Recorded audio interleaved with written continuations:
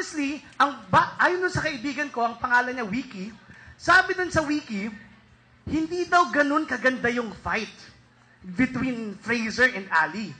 Kaya na-anticipate masyado yung event na yun, it's because of the words said. Yung palitan daw ng salita ni Ali at saka ni Fraser. And to think, parang kamukha ng mangyayari ngayon, di ba? I remember there was this famous line. Sabi ni Ali, it will be a thrilla in Manila, in Achila, and I will beat the gorilla in Manila. Oh, may mga ganong sabihan eh. Well, so sir, parang fit na fit. I have not been able to bear witness to that event eh. Paano ba yan? Thank you for the refresher, sir. Pero I think, in my own opinion, mas mainit ang event na to. Hindi lang mainit, lumalagablab ang magiging usapan natin ngayon. True. And just a reminder, ladies and gentlemen, as of now, wala po tayong pinapanigan. Although, marami sa inyo nagsasabi, ay si sir, kamukha naman yan ni Jinggoy eh. Di ba? Pero, hindi ko. Sino nagsabi noon? Mga estudyante ko, kamukha ko doon si Jinggoy Estrada. Hindi ko alam kung bakit. No? Pero wala po tayong pinapanigan. Tandaan, for UP students, we're here for the pursuit of knowledge. Di ba? Sabi nga ni Bruce Lee, absorb what is useful and reject what is useless. Wow. Sir Atong Redillas, everyone. Anyway, umpisahan na nga natin ito. Hindi ako natitigil sa pag may hawak ko, Okay, Mike. let's keep the ball rolling. Now, to give us the opening remarks, may I call on to the stage our beloved Dean, the Dean of the College of Arts and Sciences, Dean Alex Gonzaga.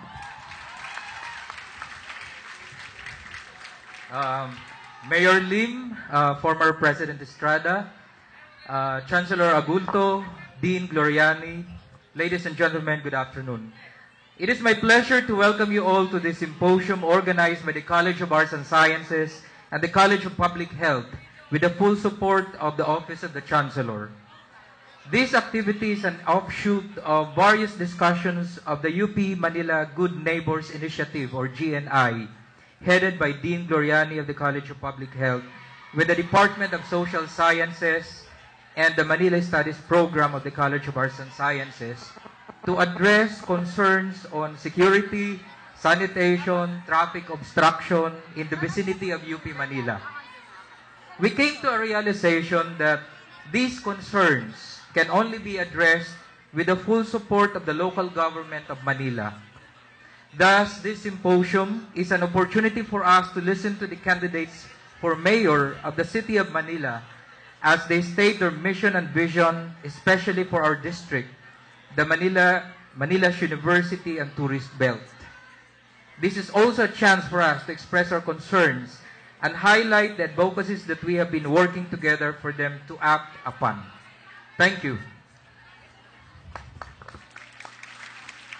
Thank you so much, Dean Gonzaga. Maraming salamat, Dean. O, yun naman pala. Kaya pala natin na ginagawa ko kasi ito ay para sa malaman natin kung ano ba yung mga solusyon at karagdagang solusyon para sa ng basura, sa cleanliness, sa security.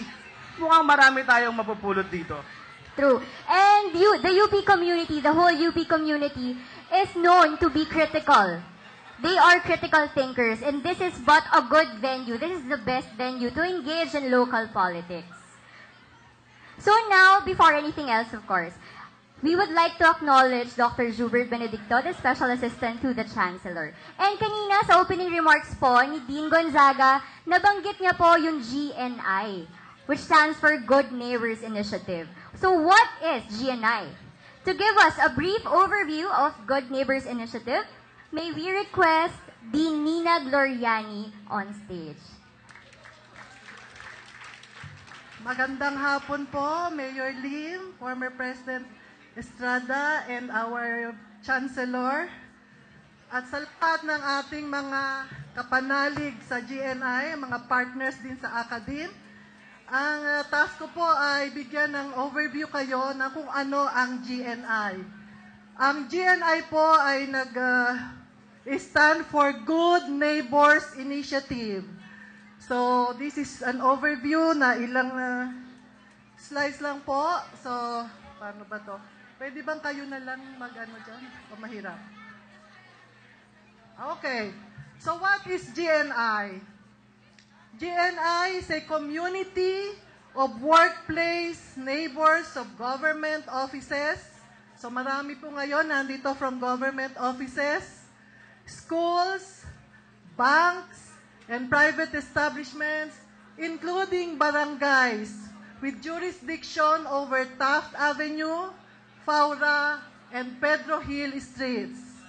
It was first established in 2003 by the then UP Manila Chancellor Dr. Marita Reyes, and the first official meeting was held in 2004.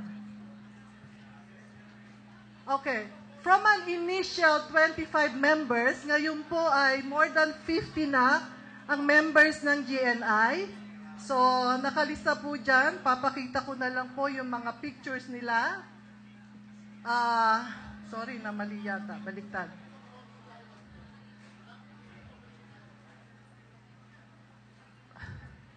Sorry ha. Ito po yung mga barangay. Kung nandito po yung mga taga-barangay na yan, baka ma-recognize po natin sila.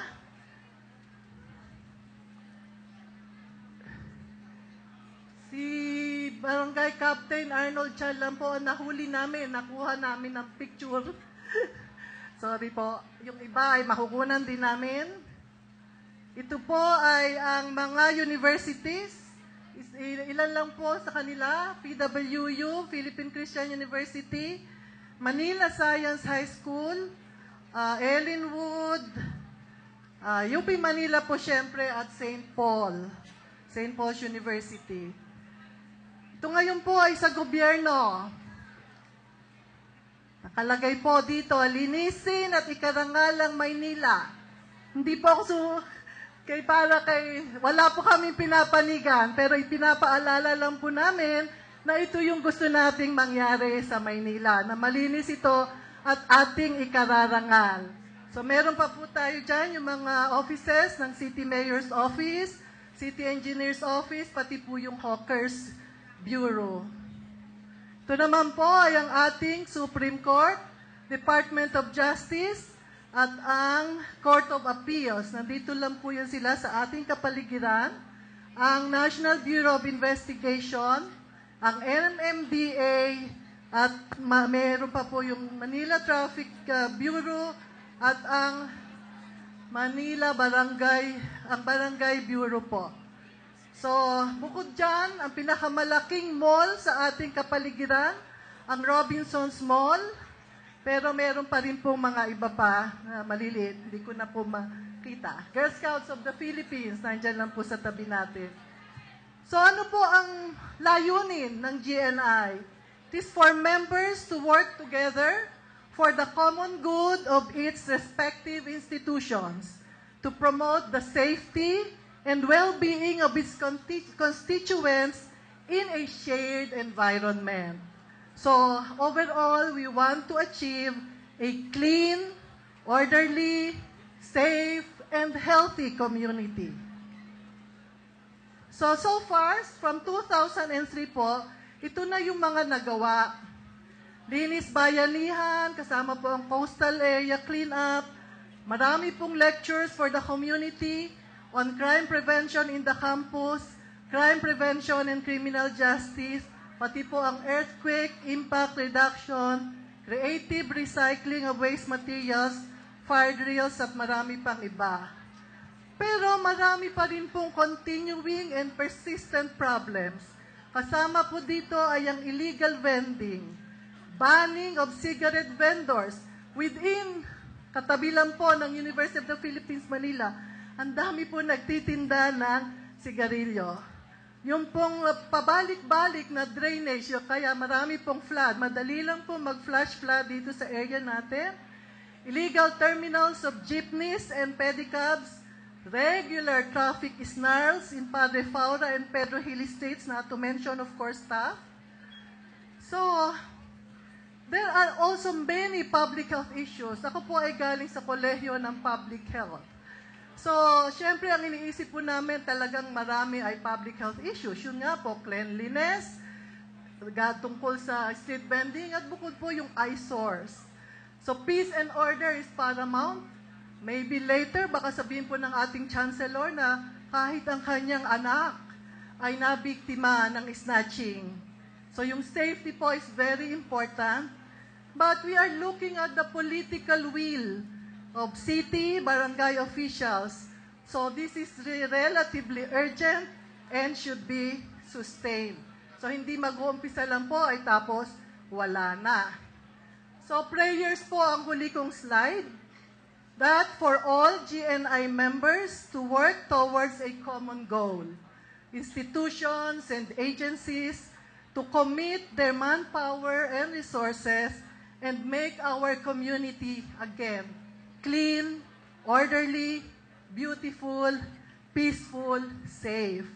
And that for our political leaders to be true to their mandate and finally resolve our issues once and for all. Marami pong salamat. Thank you so much, Dean Gloriani. Ayan. UP Manila, ready pa? Okay pa ba kayo? Alam nyo, nung bata-bata ako at hindi pa ako high blood, kapag pumupunta ako sa rally, kapag medyo inaantok na yung tao, may ginagawa ako eh. Ano yun? May sir? sinisigaw ako. Tingnan natin kung ganun pa rin ngayon. Scholar ng bayan! Ngayon ay lumalaban! Well done, UP Manila! Palakpakan po natin. Yan, ginagawa kayo ng pakoy